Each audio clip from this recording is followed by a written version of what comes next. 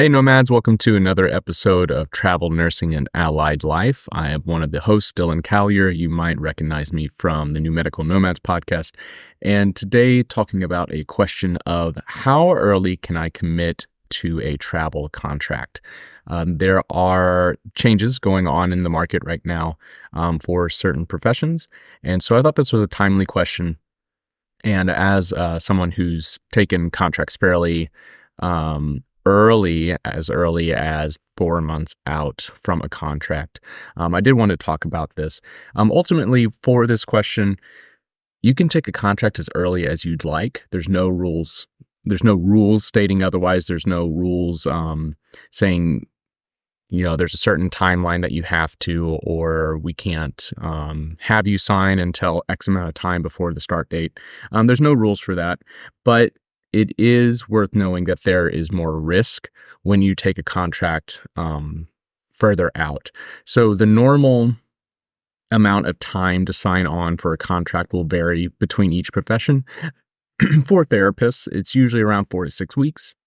For professions that move quicker, like radiology, it might be 3 weeks, and nursing tends to be quicker as well, 3 to 4 weeks, I believe. So the normals are different for each profession, and then as you extend that beyond that time, it can increase your risk for a couple of things.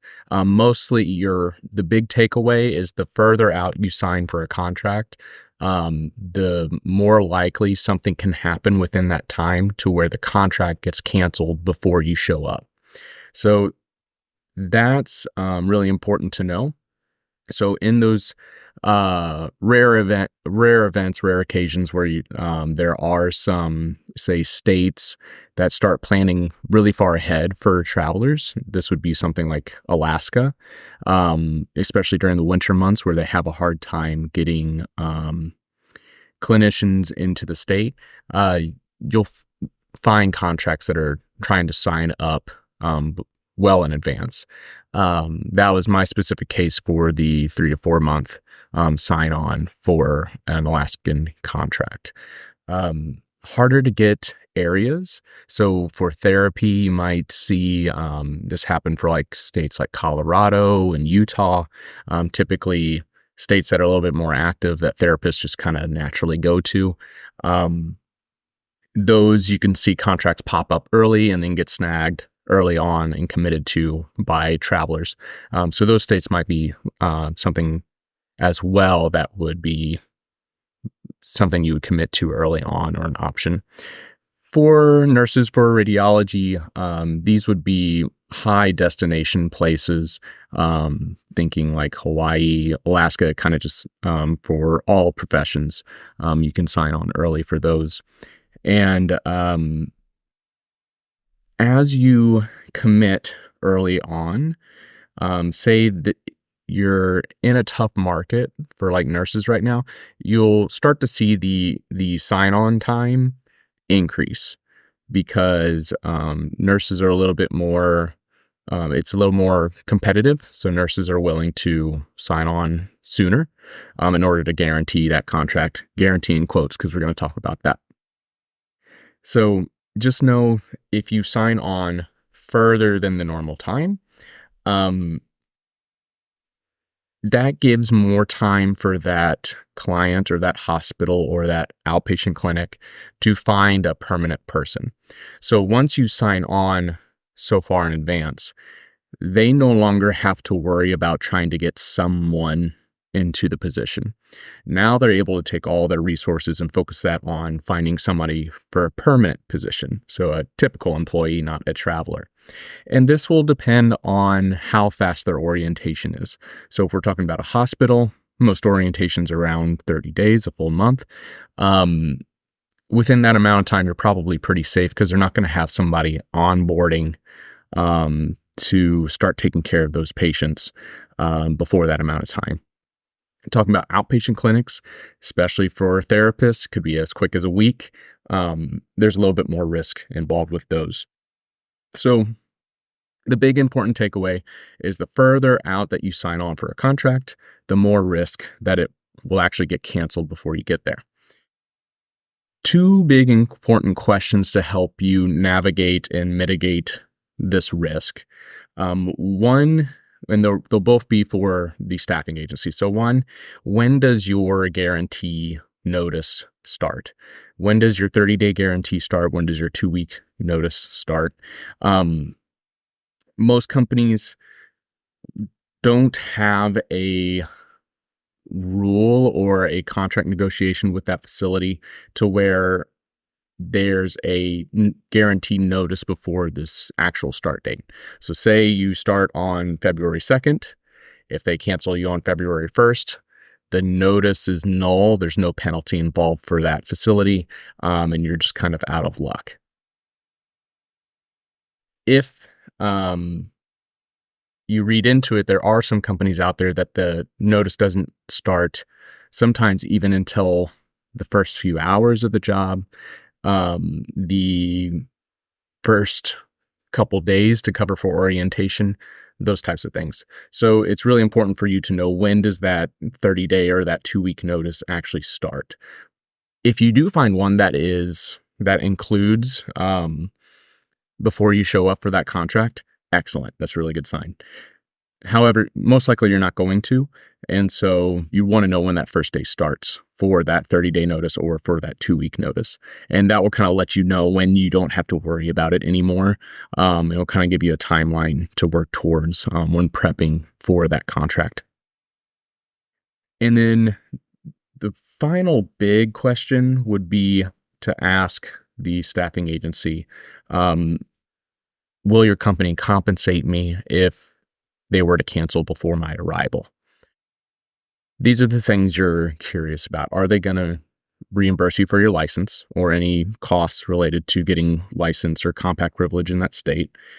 Are they going to help you out, say, if you did travel and they canceled you the day before? Are they going to help cover those travel expenses? And then the most important one is, if you committed to housing, especially nothing egregious, not a 3-month thing, you're doing a 30-day by 30-day normal housing, are they going to cover that cost for that month that you signed on and then showed up and then was canceled on? I've been canceled on a few times for committing to a contract that's well far out. For me, traveling, I've always been a destination traveler, so I'm usually going to places that are higher, with higher competition. And so it's not uncommon if I sign on early that they do end up finding a permanent employee to step in, or not common, but more common than others. So when thinking about signing on that early, I would drag my feet, so to speak, when it came to things like licensure and when it came to things like housing. Licensure, sometimes that's usually the one you get stuck with if you do get stuck with and you get canceled early, if you're going there for a specific job. Otherwise, especially for destination travelers, you're kind of already set that you're going to go to that state. And so that one's not as big of a hit to take per se. And sometimes those licensures take, up to 6 months. And so you've already well paid in advance for that one. And if you do get stuck holding that bag, that one's really not too bad. And then in states where it's really expensive, I'm thinking like California, typically for all professions, tends to be an expensive licensure that takes some time. Usually there's other jobs in that state that you can get signed on real fast. And the big thing that I drag my feet on is housing. So in the example of the 3 to 4 months in advance when I signed on for Alaska, I didn't really start looking for housing until that usual 4 to 6 week mark. Would I have saved some money had I signed on early? Yes. But if I would have been canceled, there would have been a lot of cost associated with that. So the housing fees, I was shipping my car in, I was flying there to meet my car with all my stuff. There would have been a lot of costs had I been canceled early before then. And typically, when you get canceled, it's not the day before. That's like worst case scenario.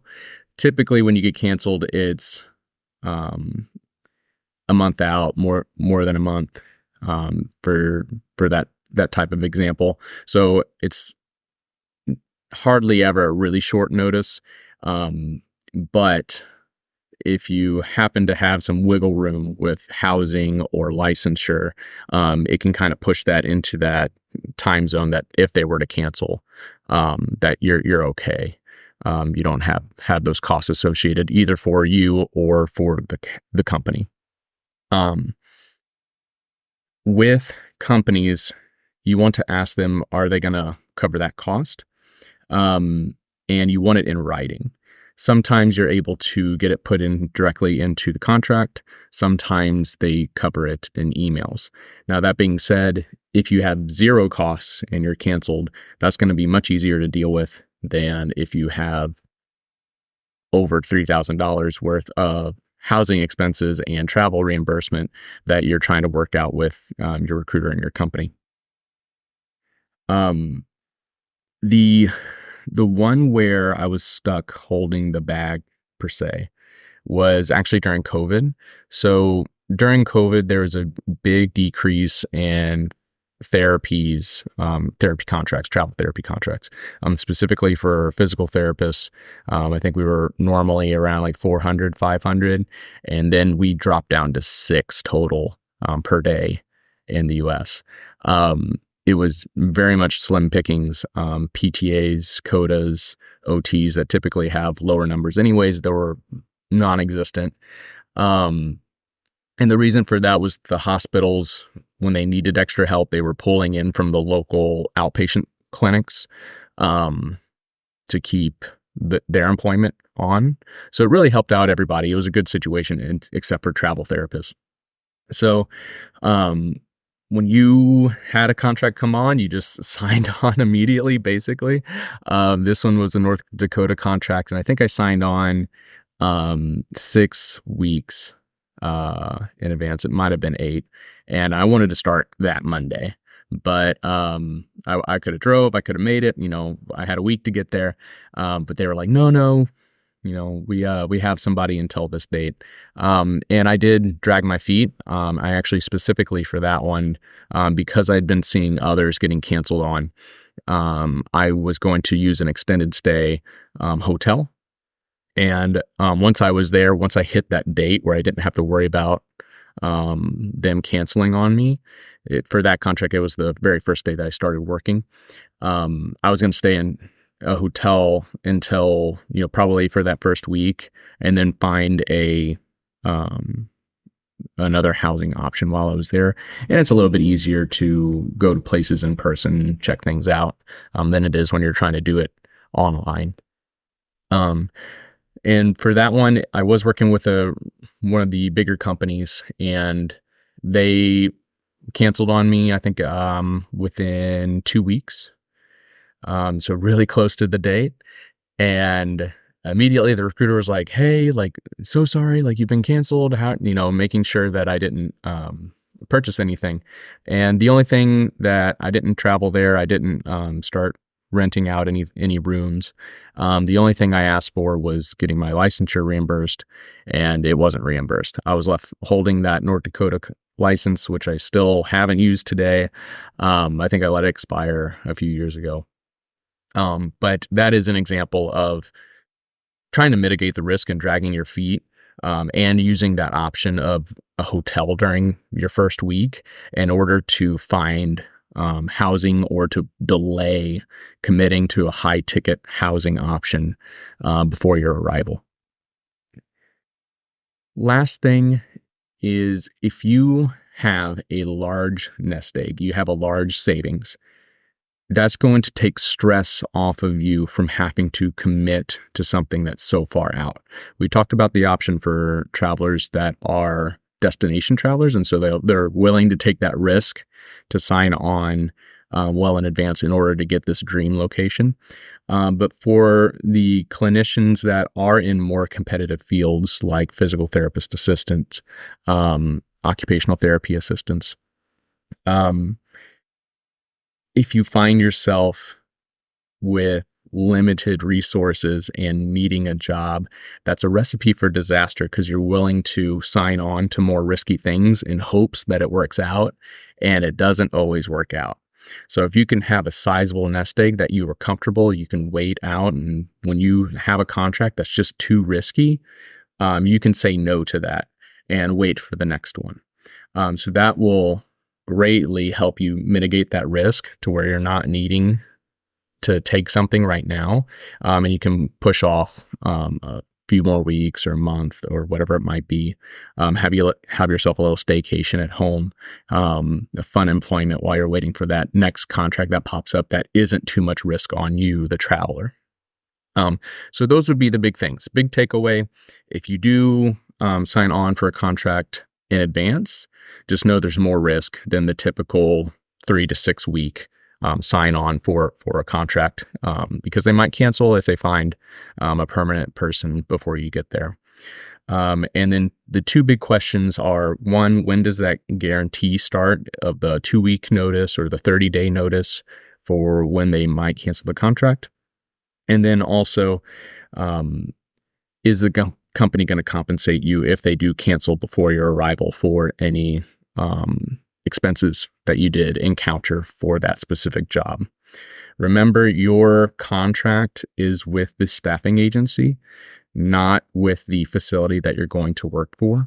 So that staffing agency, yes, we are free will employees, but at the same time, there is a contract there, and an agreement, more correctly, and both parties are expected to hold up that agreement. So that is it for the question of how early can I commit to a travel contract. I'm hoping to do more specific questions like these in the future, but I hope that makes your travel journey a little bit more knowledgeable, a little bit more safe, in recognizing that risk and benefit kind of leverage that we have as travelers.